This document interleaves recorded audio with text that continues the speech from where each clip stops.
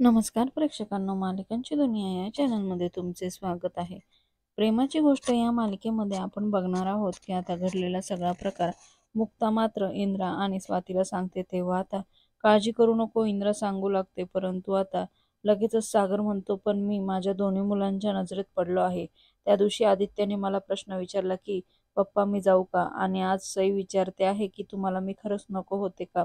तर तेव्हा मात्र आता इंद्राला फार त्रास होत असतो आणि आता सागरचं हे बोलणं बघून आता मुक्ता त्याला समजावत असते, तुम्ही थोडासा धीर धरा, सगळं काही व्यवस्थित होईल आणि त्या सावनीला तिच्या कर्माची शिक्षा नक्की भेटेल. इतक्यात मात्र बाहेर खूप गोंधळाचा आवाज येतो, म्हणून सगळेजण बाहेर धावत येतात. तर पत्रकार तिथे जमा झालेले असतात आणि आता तिथे पत्रकारांना मात्र लकी सावरत असतो की कोण पाहिजे तुम्हाला, इथनं निघा, तुम्हाला कोणी इथे यायला सांगितलं.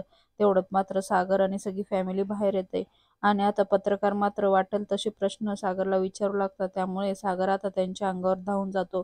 त्यानंतर मात्र आता खरी आई काय खोटी आई काय हे मी तुम्हाला सांगते, तुम्हाला काय प्रश्न विचारायचे आहे ते मला विचारा.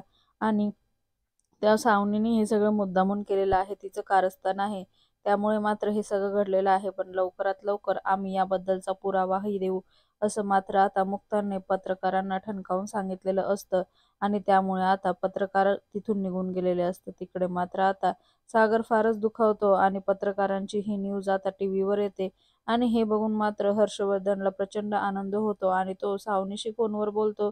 तेव्हा सावनी सुद्धा टीव्ही बघत असते आणि तिलाही खूप आनंद होतो. दुसरीकडे मात्र सागर फार टेन्शनमध्ये असतो आणि मुक्ता त्याच्यासाठी कॉफी घेऊन येते, परंतु सागर म्हणतो, या कॉफीने आज माझा थकवा जाणार नाहीये मुक्ता, मला फार टेन्शन आलं आहे.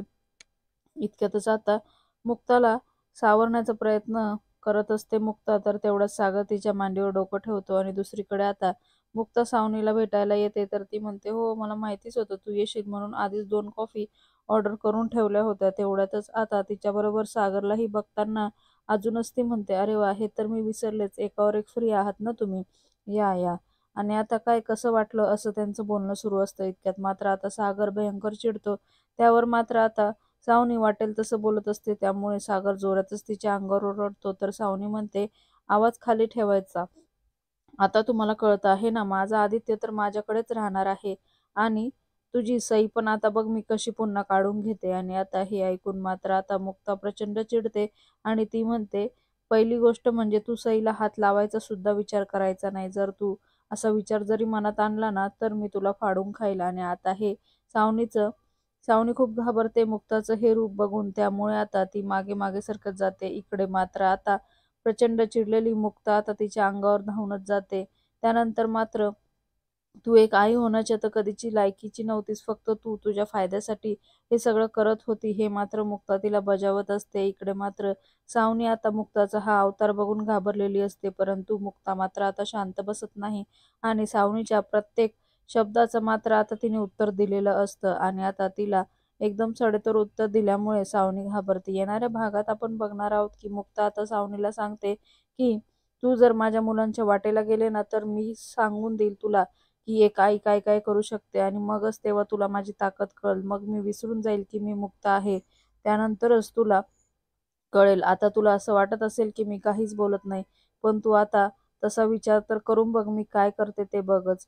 दुसरीकडे मात्र आता जेव्हा सागर रूममध्ये येतो तेव्हा सई मात्र त्याच्याकडनं तोंड फिरवते आणि आता आजीला म्हणते, पप्पाला माझं तोंड बघायचं नव्हतं ना, मग आता जिथे जिथे पप्पा असेल ना तिथे तिथे मी नसेल, आता मला पप्पाचं तोंड बघायचं नाही, असं म्हणून ती खूपच रागावते. इकडे मात्र दुखावलेला सागर बाहेर पडतो. तेव्हा मात्र मुक्ता त्याला समजावते, तुम्ही थोडासा धीर धरा, तिचा राग नक्की कमी होईल, नक्की ती शांत होईल, पण तुम्ही थोडासा धीर धरा.